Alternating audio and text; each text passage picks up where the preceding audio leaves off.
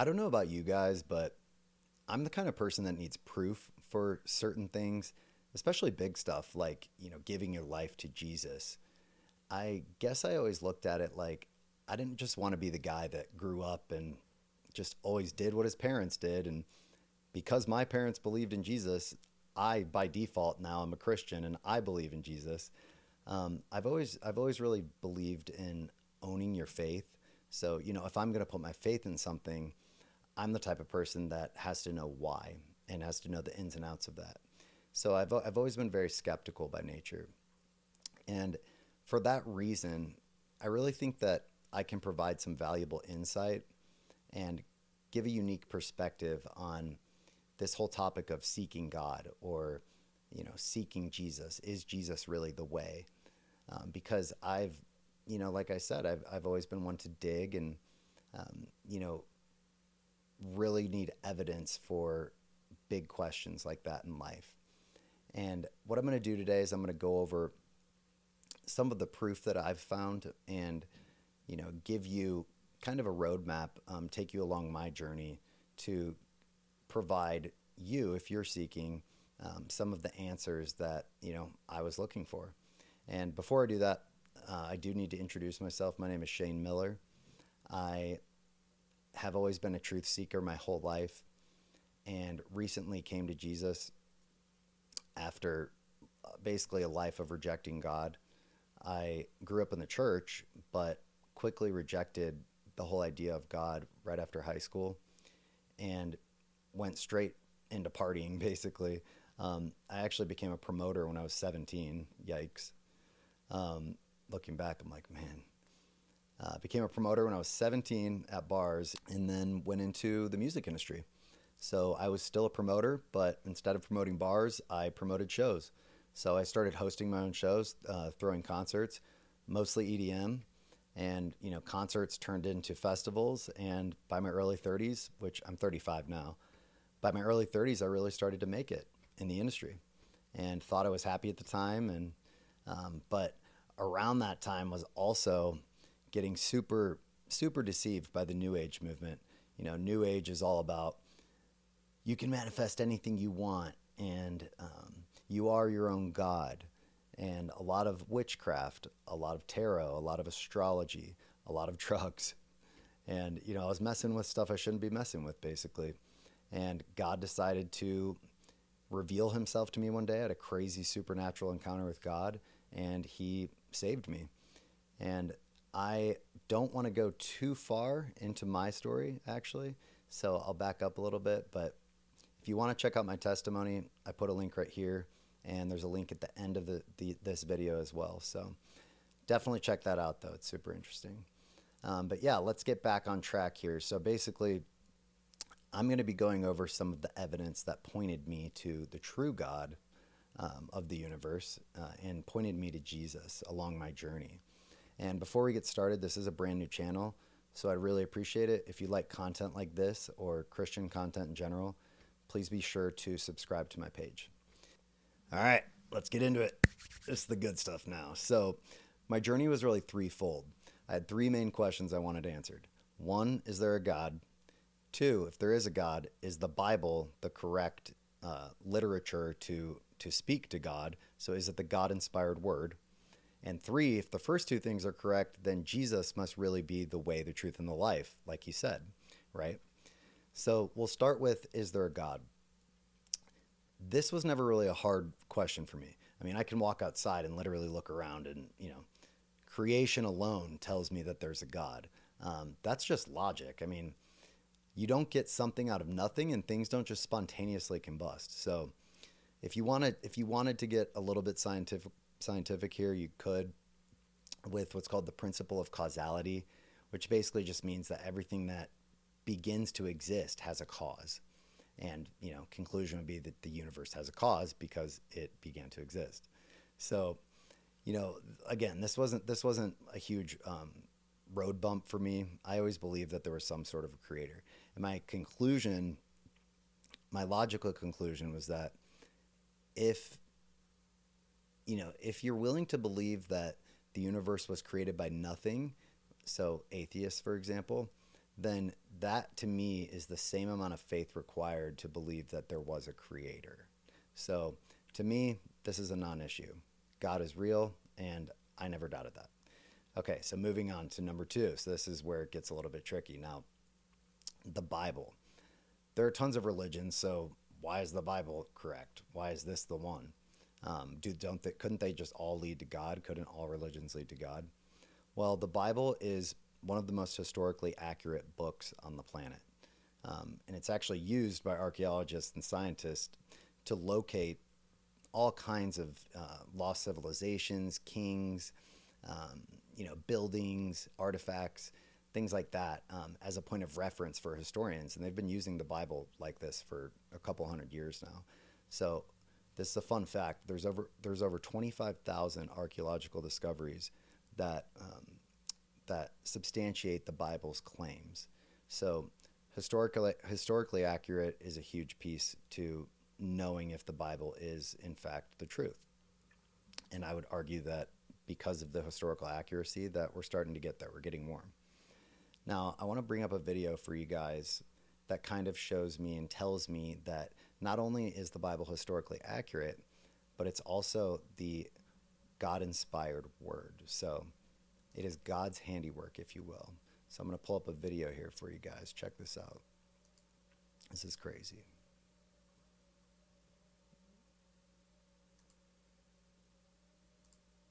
Shows the handiwork of God. Now, what you're seeing here is every cross-reference in the Bible that is overt, an overt cross-reference in the Bible. Guess how many connections in the Bible? 63,779 connections in the Bible. If this was the work composed by one man, we would say, this man is a master. What a masterpiece. He's a master composer.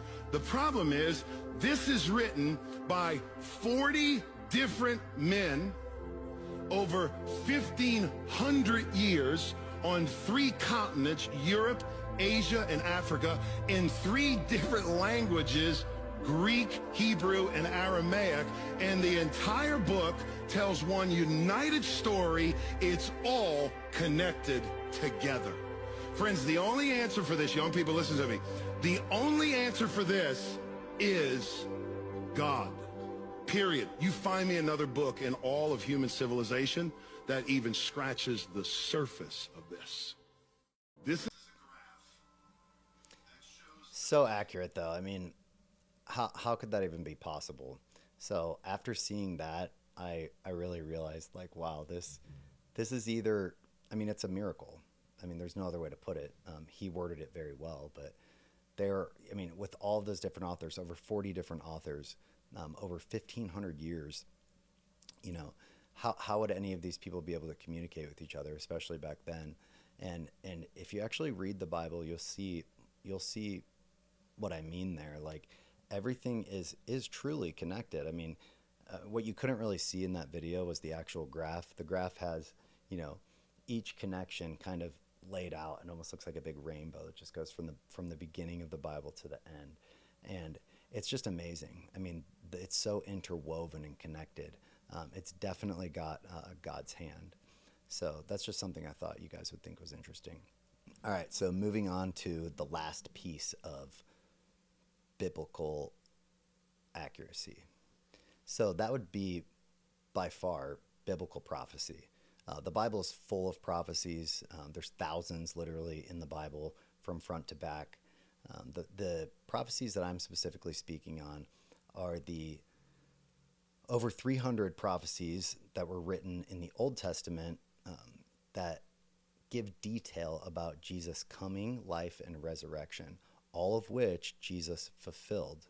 So I actually have a clip for you guys that shows basically the probability that somebody could actually fulfill all of those prophecies. And let me go ahead and pull that up for you. So now we're moving from the Bible into Jesus, the proof for Jesus, which is our third piece, basically. So take a look at this. This is crazy. And you put all these guys' books together over 1,500 years. Now, many of them lived in different generations and don't know what the other guy wrote. You put them all together and you get a perfectly harmonized book? Do you know what that's like? That's like looking at 40 different writers over the last 1,500 years and saying, write a chapter of a novel, putting the whole thing together after 1,500 years and having it make any sense. But not only that, it gets even better. If you look at the Old Testament's 39 books, written over 1,100 years. And the last book of the Old Testament is written 400 years before Jesus is even born. I mean, go back 400 years from right now. There's no Atlanta Braves. You don't even have the Falcons yet. You don't have the United States. I mean, the Pilgrims just got on the boat. That's a long time. The last book was written 400 years before Jesus was even born. Now, you got these 39 books written by all these different authors for over 1,100 years, many of them living in different generations, not knowing what the other guy wrote. And you know what these guys did? They made predictions about the Messiah. Things like he'd ride in Jerusalem on a donkey, he'd be betrayed by a friend, he'd be born in Bethlehem, he'd be called out of Egypt, he would be sold for 30 pieces of silver, he'd be crucified. And they made over 300 predictions, with the last one being made 400 years before Jesus was even born. And you know Jesus fulfilled all 300 of those predictions? So there's a scientist named Dr. Peter Stoner who has since gone to heaven, but he was an expert in probability. Do you know what probability is? If I have a 5-gallon paint bucket and I have 9 white tennis balls and I have 1 yellow tennis ball and I shake them all up and I blindfold somebody and I say reach in and grab one ball, the chance of them picking out that 1 yellow tennis ball is 1 in 10. Well, he's an expert in this. So Dr. Stoner wants to know, what is the probability that anybody can fulfill these prophecies? So he doesn't do the work himself. He employs 600 science students from 12 different classes. And they spent years of research. Not years, they spent months of research. The National American Scientific Council reviewed their work and said not only was their work accurate, but it was conservative. So what I'm about to share with you is conservative. Please remember that. So they said, all right, what are the chances that any human being in the world, from the time of the birth of Christ until the end of the second millennium, 2,000 years, could fulfill just 8 of the prophecies? So here's the 8 prophecies they chose. Christ to be born in Bethlehem. That's Micah wrote that. Christ to be preceded by a messenger. Isaiah and Malachi in different generations wrote that. Christ to enter Jerusalem on a donkey. Zechariah in a totally different generation wrote that. Christ to be betrayed by a friend. The psalmist in a completely different generation wrote that. And there's the rest of the 8. They took those 8 prophecies, said, what's the chance any human being over 2,000 years could fulfill those 8 prophecies? You know what after all their calculations, you know what the chances are? 1 in 10 to the 17th power. Now what in the world is that? 10 to the 17th is a 1 with 17 zeros behind it. I don't even know how to say that number. And I have an engineering degree. It's not gazillion billion. I got news for you. Okay, but I can illustrate that number.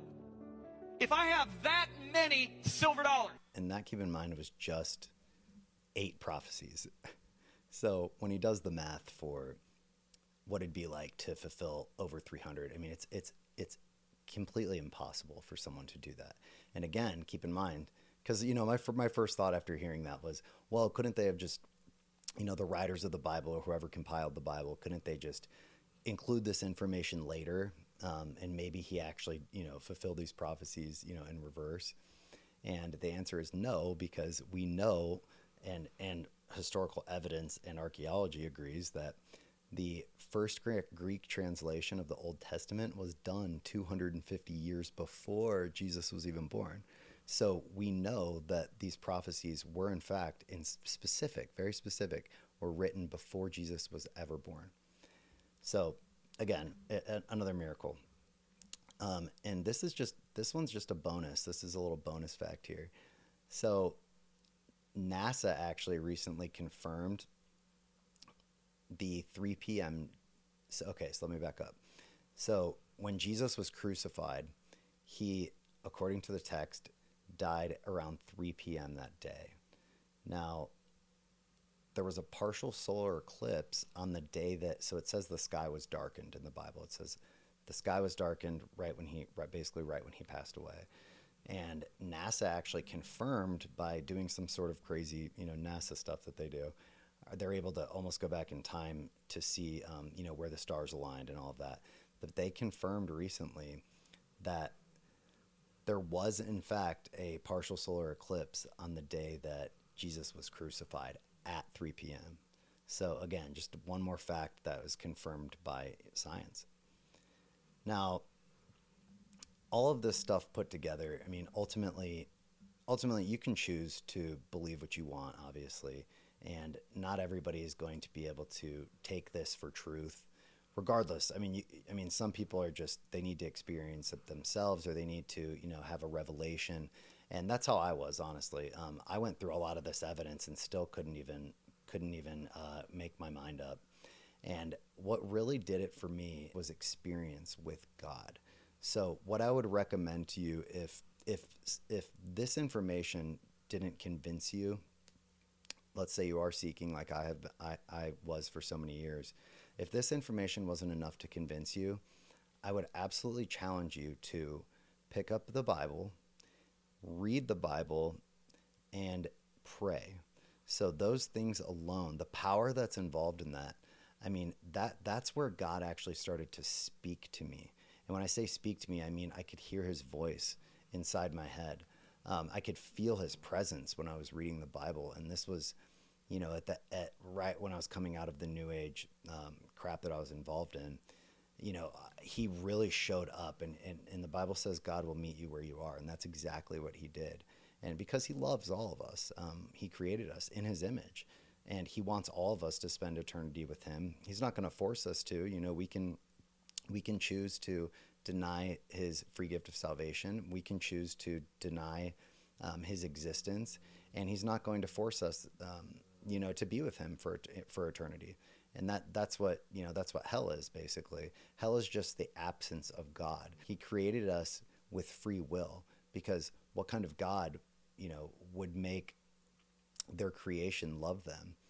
It's like if you're in a relationship, you don't want to be with a significant other that is forced to love you. You want them to love you, on their own. And that's exactly what the story is with God. And God will reveal himself if he asks you. If you ask him to. So that's what I did, after I got too deep into the New Age stuff. I honestly had a little freak out, and there was some stuff that happened to me that, again, you can check out in my testimony, but it scared me like really bad, and it became all too real to me. And that's when I picked up my Bible and I said, God, reveal yourself to me. Show yourself to me in any way that you see fit, that will, I guess, change my mind, that will confirm this for me. And that's exactly what he did. But again, spending time with God is what is going to really put you over the finish line, in my opinion, at least in my experience. So reading your Bible and praying will do wonders. It's God's word. That's how he communicates with us. So I hope this could help all of you with your search. And if you are still seeking, or if you have questions, feel free to contact me. I am on TikTok, Instagram, and YouTube, of course. And yeah, my prayer is that God does reveal himself to you in a special way.